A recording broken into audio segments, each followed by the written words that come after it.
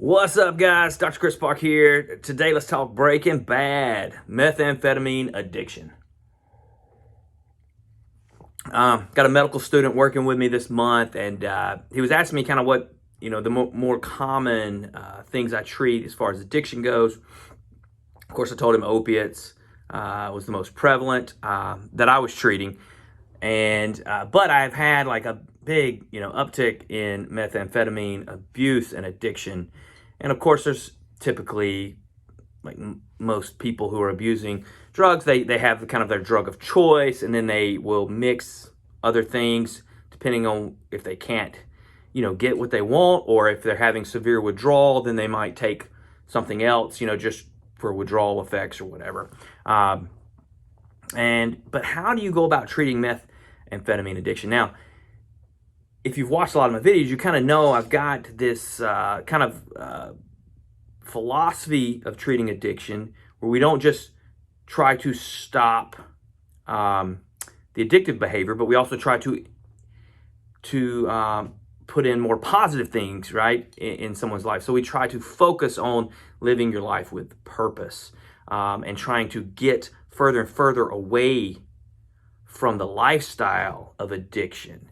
And I find that, and we've said this before too, that, addiction is not just what's going on in your biology, although that's important. What's going on with the chemicals, the receptors, the symptoms you're having, that is important. And a lot of those we can treat with medications to help at least blunt the effect, right? So that it's not so severe. But if you don't replace that with doing things in your life, to put you on a different pathway, it's going to be very difficult to succeed long term.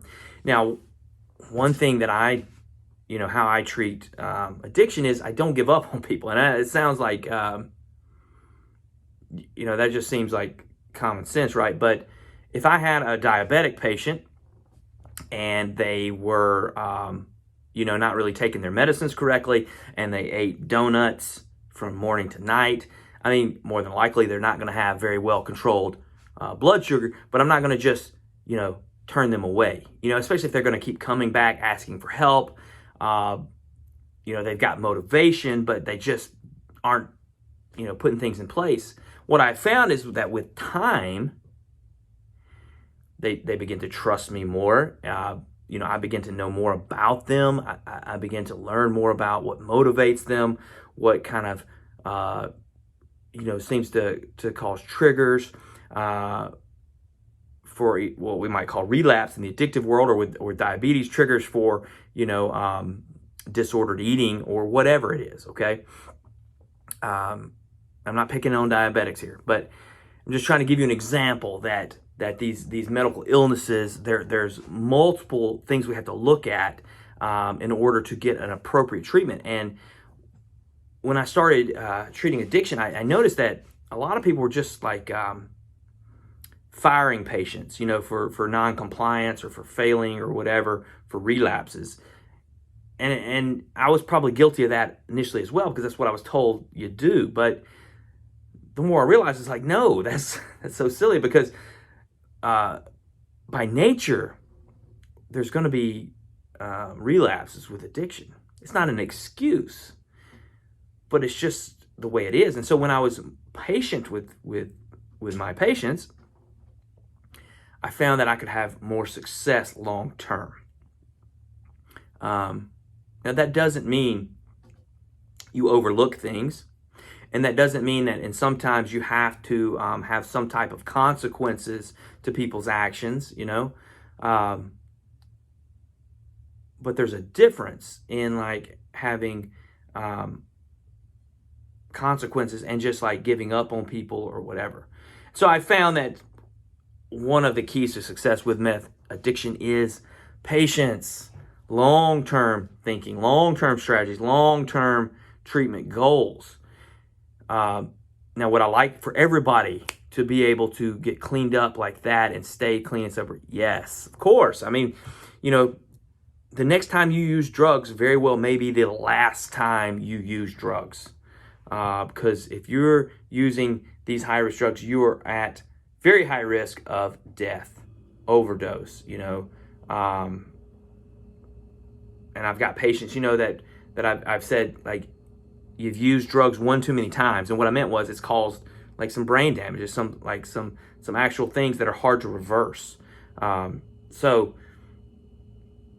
that's one key that I use to treat meth. Now, if you're struggling with addiction, don't think that, oh, well, he said I can just keep living this lifestyle. No, that's not what I said. You have to get out of the lifestyle. You have to make different choices. You have to start doing difficult things that you don't want to do, like throw your phone away, or move, or get a different job, take a pay cut in order to get out of the factory that you're working at because everybody's using around you. These are difficult things, but that's what's required. Do the difficult things. So that's one way, one aspect, I should say, not one way, like there's one aspect of treating the addiction is to make these changes and to look long term, right? Now, most people are interested in the medications. What are there medications that can help? Well, there's nothing that's really approved for it, but we do use some things off label. Although, like, I don't even know what I can talk about as far as using things off label these days without the risk of getting canceled or whatever. So, caveat, talk to your doctor. Do not try anything off the street or make any medical decisions or changes without talking to your doctor. Do not listen to people on the internet, okay? This is not medical advice for you. This is information that you can discuss with your doctor, okay? So I do sometimes will, some patients with a history of meth addiction and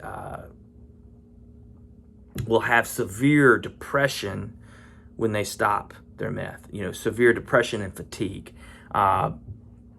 And this is from a multitude of factors. Most, one of the very common cause, though, is like the dopamine, the lack of dopamine due to that hyperexcitation prior, the high levels, and this what's the best word for it? This non-natural, this synthetic way of trying to enhance your dopamine is actually destroying your ability to create dopamine, right? Or to at least utilize it. So with some medications like Wellbutrin, which is a common antidepressant, we also use it for smoking cessation. I found helps to sometimes improve that depression, helps to possibly enhance some of the dopamine in the brain, and we already know it kind of helps reduce cravings, right, with smoking. And so I use that a lot of times with patients with different addictions, not just smoking. Again, not approved, but I've used it often with meth addiction. Now, is it the same as like Suboxone, where like all of a sudden your cravings are pretty much wiped out? No, it's nothing like that. Again, meth addiction, we're looking long-term strategies and treatment, okay? So another medication I might use, definitely not, this is very rare, but I might use a stimulant, such as a long-acting amphetamine, like a Vyvanse or an Adderall extended release or Ritalin or something, just dependent on the patient, and multiple factors. That's, again, very rare, but I've used it before. Oftentimes, I will find in their history that they have ADHD that's been untreated.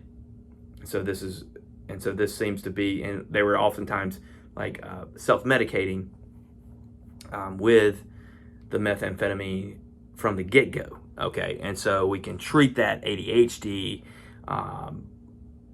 with medications, or it may not be ADHD. It may just be that they need this medication now because they have this horrible like brain fog from this history of addiction, okay? But you got to be careful with it. But now our drug screens are good. We can determine whether people are taking amphetamines or whether they're taking meth You can do pill counts. You can make sure that patients are compliant with these medications, but they are dangerous. They are risky. They are addictive.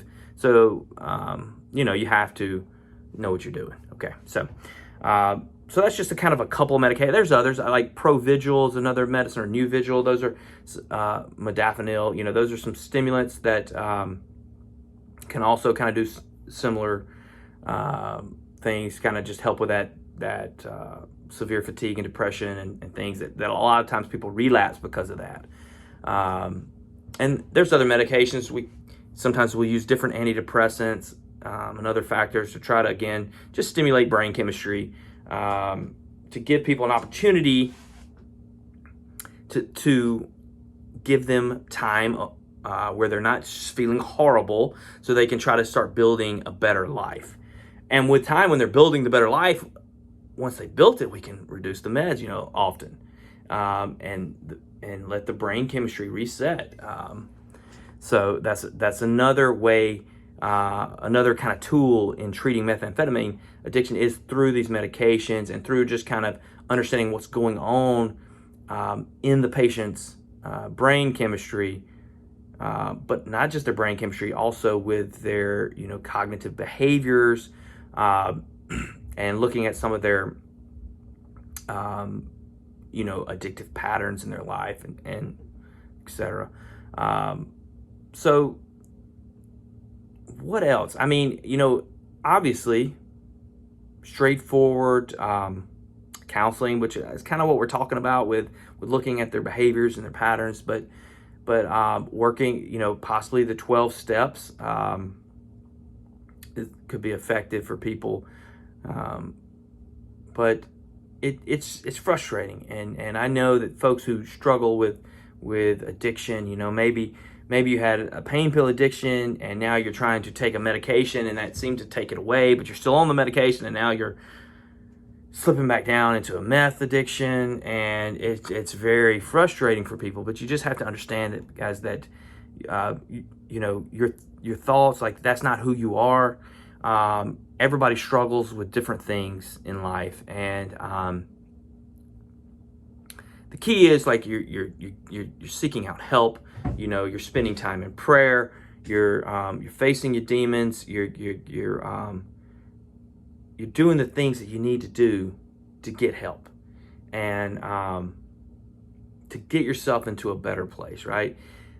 Eventually we'll all die, but hey, Christ is risen, we'll be resurrected. So there will be suffering here for now, but we have, there is a way out from your drug addiction, okay? I've seen people time and time again suffer and then recover, through these methods that we're talking about or through various other methods.